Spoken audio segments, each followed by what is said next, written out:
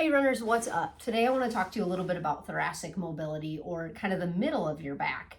This is a time of year where you might be feeling a little bit of tension, whether it's, kind of up in your upper neck or even your low back. Between traveling, maybe, spending more time in the car, maybe not even sleeping in your own bed, and, all the bending over, wrapping presents, just more computer time, screen time, sitting on our phones, kind of scrolling.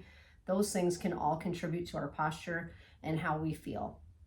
One area that we don't always think about is kind of our mid back.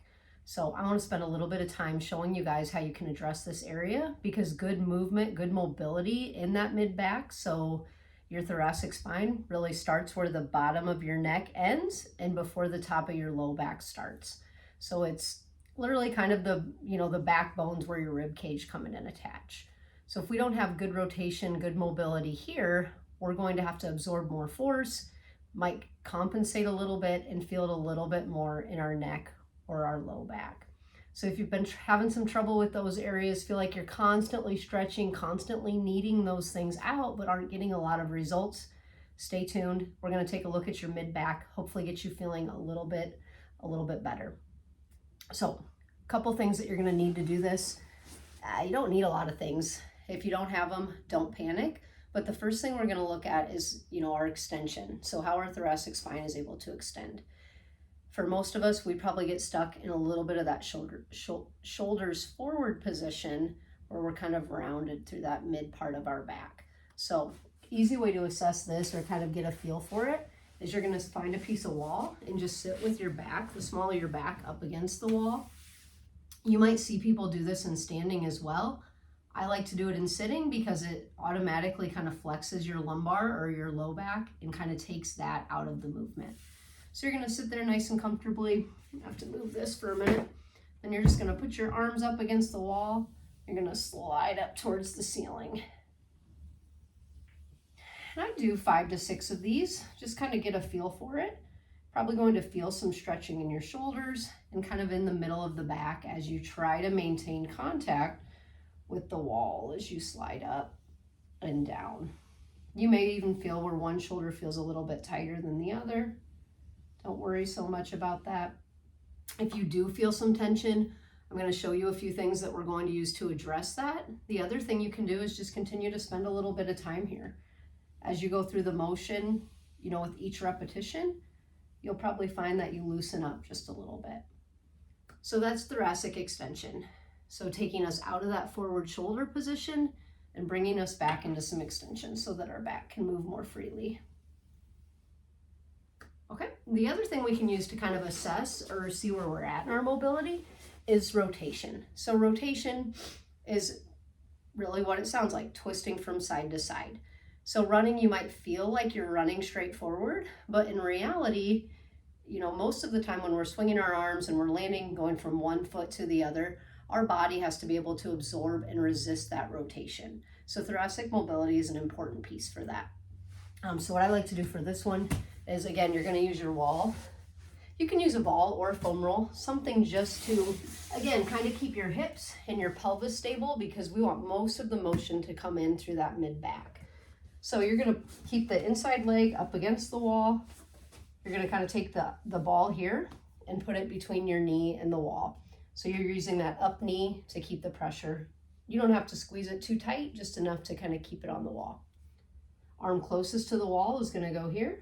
You're going to start with your arms together, and you're just going to open up, kind of looking behind you, getting as close as you comfortably can with that other hand to the wall. And same thing here. I would encourage you to do like 5 to 6, kind of see where you're at. Oh, I lost my ball. Okay, and then you can go ahead and flip that to the other side. This is fun because you might notice a difference between one side and the other. I know I certainly will. Okay, so nice and easy there. You don't want to go into anything that's too painful or uncomfortable, just a little bit of that mobility and stretch. So again, if you're feeling tight in some of those, step 1, you can just kind of repeat that for a few more movements. As you get going, as you start kind of lubricating, moving those joints around, things are going to get a little bit easier. I'm going to show you one other way that I like to use the foam roll to get into a little bit more of that thoracic extension. Then I want to show you a couple things that actually are going to help you strengthen the muscles, do a little bit more active mobility so that sticks. Because I don't know about you, I mean, I've had things where you stretch and stretch and stretch, but until we actually like activate those muscles, work on being stronger in those new ranges of motion, that new sense of mobility, sometimes it doesn't really carry over or stick like we want it to when we're actually on the run.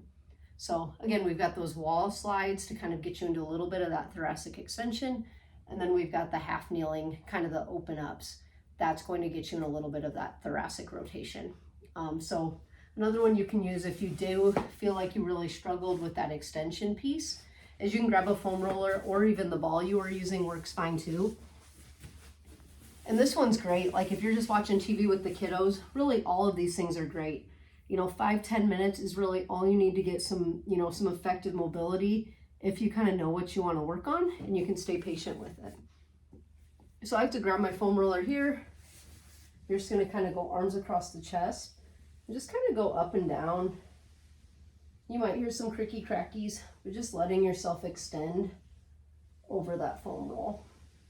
If you find an area that's tight, again, don't be afraid to just kind of hang out there for a little bit.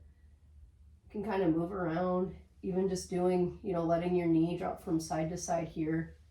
You're just kind of isolating out each segment of your thoracic spine. Because when we think about our spine, it's really all these little bones just stacked on top of each other. If it's too much to be here, if that causes just some neck pain or tension, don't be afraid to kind of give your neck a little bit of support with your hands either. But that's one I like to address some thoracic extension with. Now I want to show you guys a couple more active thoracic rotation moves. So for this first one, if you have a band, I've got mine anchored in the door here. This is just like some tubing exercise band. If you don't have this, it's not going to make or break you, but it is nice to give you that sense of resistance to pull against and get a little bit more of an active stretch, active move here. You could also use like a light hand weight, or even just some band that you might get at a therapy office, tie a knot in it, stick it in the door. But for this one, you're going to get into a hands and knees position. Okay, so again, we really want to keep our low back and hips as stable as we can throughout this movement, kind of isolate the thoracic spine. You're going to kind of choke up on that band to where you feel some tension and kind of almost let it draw you in. So I'm actually going to move a little bit farther away from it. Okay, so you're going to start here. You're going to kind of let it feed you into the door. Then you're just going to kind of draw at your elbow, almost like you're doing a row, twisting up and looking away from the band, where the band's anchored. And go ahead and let your head follow. Kind of want to look where you're pulling, but all I'm doing, if you could see me underneath, is kind of pulling with that shoulder blade to twist around. So it's kind of letting you draw it in, and then you're going to pull against the band to open up. You'll feel those kind of all along that mid back and kind of along that shoulder blade where you're connecting. Okay, last one that I like for some active thoracic rotation, also kind of gets your glutes involved and I like to use it as a warm-up pre-run. I think it makes for a nice one. I'm going to show it to you here, but it's just a thoracic rotation bridge. So you're going to start in kind of that, your finished position will almost be like that crab walk. So a tall glute bridge here. Okay, so what you're going to do is, instead of having all hands on the floor, you're going to actually rotate and open up towards the floor. So as you bridge up, you'll rotate up to where you're looking at the ground. It's almost like you're looking at that hand that's still on the floor. Kind of go back down. So up. And again, if you feel a little bit of tight somewhere and that stretch feels really good, hang out there and let it sit for a minute. The big thing with this one is making sure that you are kind of reaching up to the sky and twisting to look towards the floor. If we just look up to the sky, it's really just kind of more of a pec move, glute move, not getting a lot of that thoracic rotation. So you can do the same thing to that other side.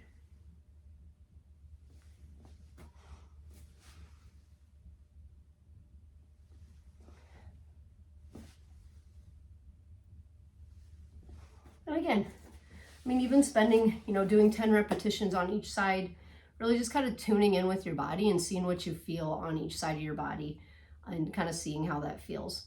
A fun thing to do sometimes after you've gone through some of those more active ones is to go ahead and kind of retest with some of your things that we did before we started. So I'm going to go back to the ball to the wall. Okay, and I'm just going to kind of feel here. And I am a person that runs a little bit more on the tight side. And I should probably honestly do a few more of these. They feel pretty good.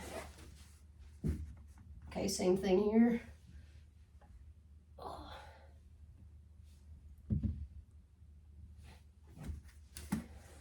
So those are a few, 5-10 minutes getting down on the floor. These little snacks of mobility can be really useful throughout your week, especially this time of year when we do tend to, maybe be feeling a little bit more strained through those upper traps, maybe through that low back. If you haven't been addressing the mid back or the thoracic spine and you're continuing to have issues up in your neck or your low back, I encourage you to go give these a check out. If this was helpful, let me know. If you guys have any questions or anything you'd like to learn more about, feel free to shoot me an email. I'd love to chat with you. Love to see what's going to be helpful for you guys. In the meantime, get out there, keep running yourselves resilient.